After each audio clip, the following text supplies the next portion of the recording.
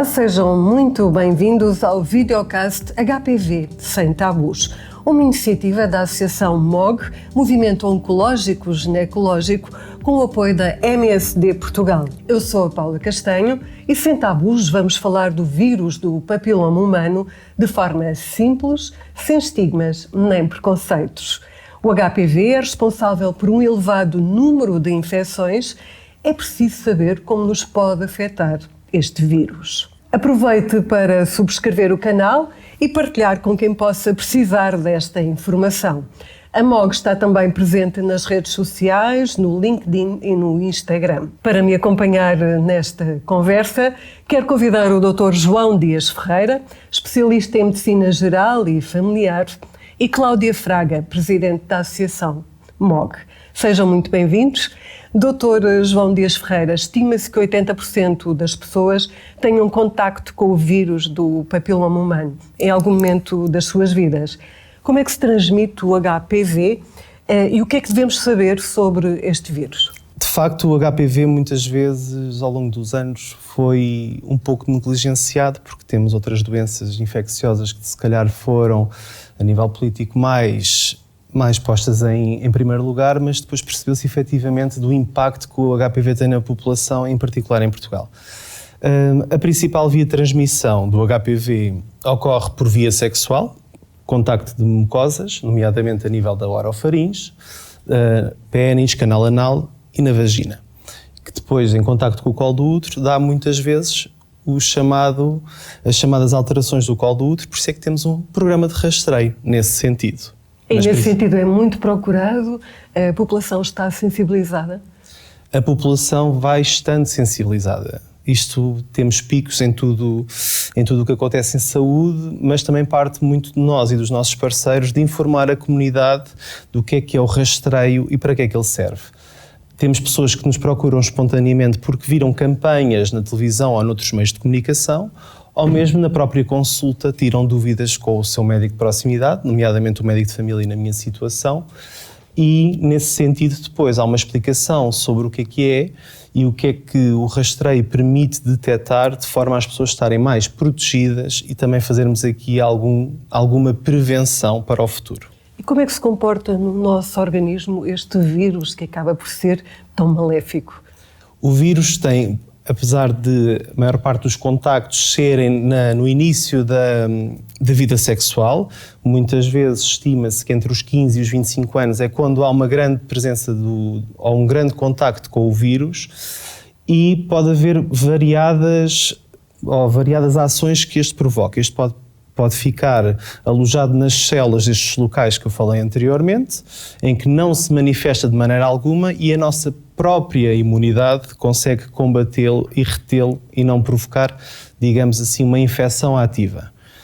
Em algumas pessoas, estas situações podem não acontecer, em que de facto há uma alteração das células, ficam alteradas por este vírus, não são células normais e aí pode provocar manifestações. Muito bem. Além dos cancros nos órgãos genitais, 72% dos cancros são da orofaringe. Porquê? Como é que acontece? Pronto, como estava a referir da parte da atividade sexual a nível oral, pode haver um alojamento do vírus que se pode manter durante algum tempo nestas células.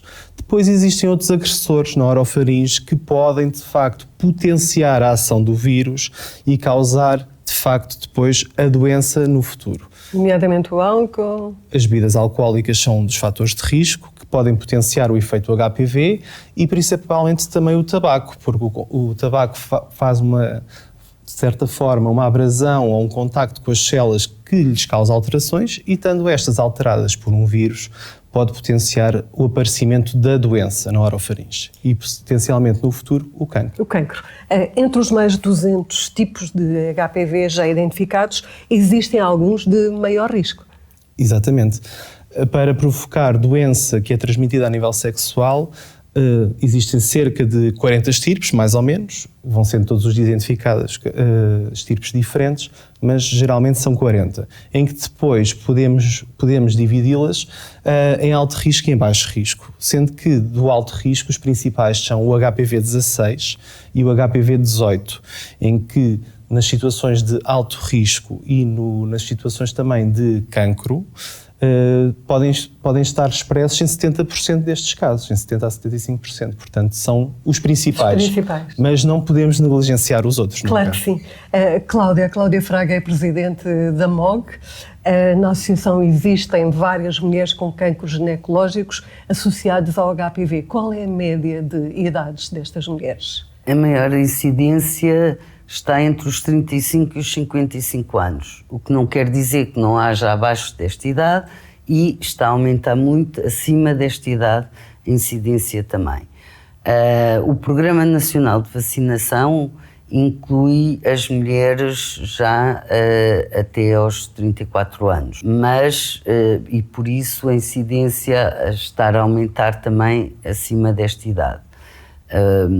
Também existe o rastreio, como o doutor já disse, do cancro do colo do útero, mas muitas vezes as mulheres não o fazem, faltam aos rastreios, e muitas vezes também nós já fizemos na MOG um inquérito e mais de 44% das mulheres não vai ao ginecologista. Que é uma situação que devemos de alertar aqui. Exatamente, temos que ter cuidado com a nossa saúde, porque quanto mais precocemente for detectado, mais eficaz é o tratamento, como em tudo. Então temos que ter muito, não são só os ginecologistas que podem fazer este tipo de rastreio, os médicos de medicina geral e familiar também o fazem, e portanto eu apelo a que todas as mulheres façam os rastreios devidos, e temos que também educar, aumentar a literacia sobre este tipo sobre o HPV é importantíssimo. E aqui a questão da vacinação, doutor, é sem dúvida o plano. O Programa Nacional de Vacinação só há pouco tempo é que alargou a faixa etária no caso das mulheres, e os homens também. Existe aqui, obviamente, alguma necessidade de mudar. O Plano Nacional de Vacinação, o último, que foi realizado em 2020, a última atualização, começou a incluir jovens do sexo masculino para fazerem também a vacinação. Isto porque no passado havia já países que faziam vacinação a nível populacional, nomeadamente a Austrália, que foi dos primeiros a vacinar os rapazes, e verificaram depois o comportamento desta população ao longo dos anos. E verificou-se claramente uma queda dos casos de HPV de alto risco e também de cancro associado ao HPV. Portanto, permitiu-nos não só perceber que, de facto, os rapazes são um dos principais transmissores e que desta forma também beneficiam para depois não sofrerem de alguns tipos de cancro provocados do HPV nos homens, que é isto muito importante. Pensamos que o HPV é uma doença só das mulheres, mas não. É deles e delas. O homem é transmissor, mas também pode sofrer das maleitas, digamos assim, da própria doença, como os cancros do pénis ou os cancros do canal anal, consoante, e da orofaringe, consoante as práticas sexuais de cada um. Cláudia, e perante este plano de vacinação, o que é que se deve fazer, tendo em conta que quem quer ser vacinado e não está incluído no plano tem que pagar muito por isso? Sim, e é crucial porque a Organização Mundial de Saúde quer erradicar este tipo de cancros e está numa das suas prioridades. Portanto, e temos que alargar o Programa Nacional de Vacinação, porque para os rapazes só estão incluídos os meninos que nascem a partir de 2009, ou seja, abrangidos até aos 16 anos. A partir dos 17 anos é que a maior parte dos rapazes inicia até a sua atividade sexual. Portanto, é essencial que o Programa Nacional de Vacinação abranja pelo menos os rapazes até aos 26 anos e que também seja comparticipada a vacinação para as outras populações, nomeadamente para a população de alto risco, que são as pessoas com imunidades mais baixas, porque sem comparticipação da vacinação é quase incomportável o pagamento, são 3 doses e são muito caras para o nosso nível de vida. Portanto, a MOG está empenhada em que o Programa Nacional de Vacinação inclui quer os rapazes até aos 26 anos, quer com participação da vacinação a todas as pessoas que não estão abrangidas. Muito bem, fica aqui uma mensagem muito forte nesse sentido. Doutor, o que é que significa em termos práticos ter um resultado positivo de HPV? Para as mulheres e também para os homens. O resultado vai depender muito da clínica. Não nos podemos esquecer que depois as pessoas podem estar infectadas por um vírus e não ter sintomas. Podemos nos lembrar do Covid.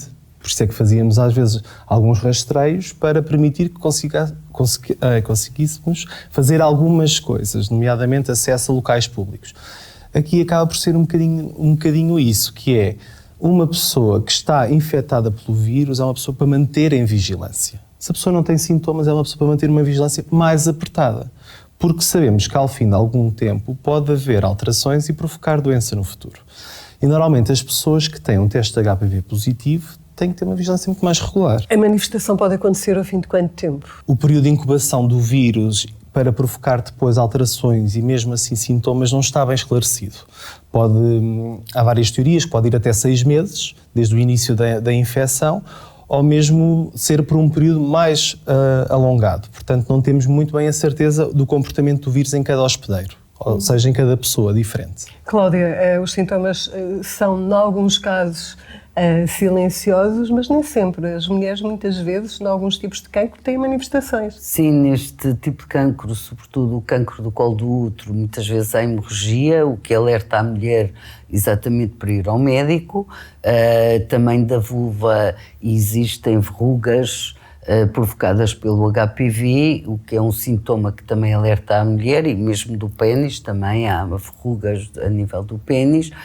Portanto, é um cancro que até tem algum sintoma que alerta a mulher para ir pelo menos ao médico. E, por favor, façam rastreios que existem e temos que, se é um rastreio nacional, é para a mulher ir e fazer. Se pensarmos, eu quero ser vacinada porque tenho aqui uma situação que me preocupa, há essa possibilidade de se dirigir ao médico de família e pedir eu quero ser vacinado? Sim, poderá fazer completamente sentido, em particular nas pessoas que já estiveram em contacto com o HPV. Por exemplo, uma pessoa que é saudável, não tem uma doença de base, mas que teve, por exemplo, condilomas, seja na região anal, na região vaginal ou mesmo no pênis, já tiveram contacto com alguma das estirpes do HPV que provocou alterações. Essas pessoas são pessoas também de risco e devem ser vacinadas porque, de facto, independentemente da idade, e os estudos validam cada vez mais a vacinação destas pessoas até uma idade mais tardia, ficam de facto protegidas e estimula a nossa imunidade contra o HPV. Agora, a pessoa muitas vezes que está mais informada, que procura saber sobre a sua saúde, pode de facto trazer estas questões à nossa consulta e nós adaptamos de facto a cada contexto. E muitas vezes faz sentido, sim, a pessoa querer fazer esse investimento na sua saúde, porque de facto é um investimento que a vacina é bastante cara, e terem que fazer essas 3 tomas para ganharem alguma imunidade às novos tipos neste momento que incluem a vacina. Cláudia, esta é a mensagem que muitas mulheres gostariam de ter ouvido e que seguramente também passam pela associação. Exato, é imprescindível alargarmos a vacinação. Quer a mulheres, quer a homens. Doutor João, uma última mensagem sobre a transmissão deste vírus e sobre o alerta que deve ficar para homens e para mulheres. O alerta principal é, especialmente às senhoras que adiram, por favor, ao rastreio do cancro do colo do útero. O rastreio é gratuito nos seus centros de saúde, ou se preferirem fazer com o ginecologista de proximidade, também devem-no fazer. O rastreio abrange a população, não nos podemos esquecer que pessoas assintomáticas no seu dia-a-dia podem estar infectadas e ter algumas alterações e não terem sintomas, portanto é importante fazer o rastreio periodicamente. E em relação, a principal mensagem também é aos homens, não esquecer que também o próprio homem é um veículo de transmissão, pode sofrer da doença e que muitas vezes pequenas lesões que não se valorizam são importantes para serem valorizadas e estarem mais atentos ao seu corpo também. Quero agradecer mais uma vez à Associação MOG e à sua Presidente pelo convite para esta conversa, bem como ao Dr. João Dias Ferreira por ter estado aqui connosco e também conduzir e deixar o alerta para este problema de saúde pública. Até breve, eu sou a Paula Castanho e este é o videocast HPV Sem Tabus.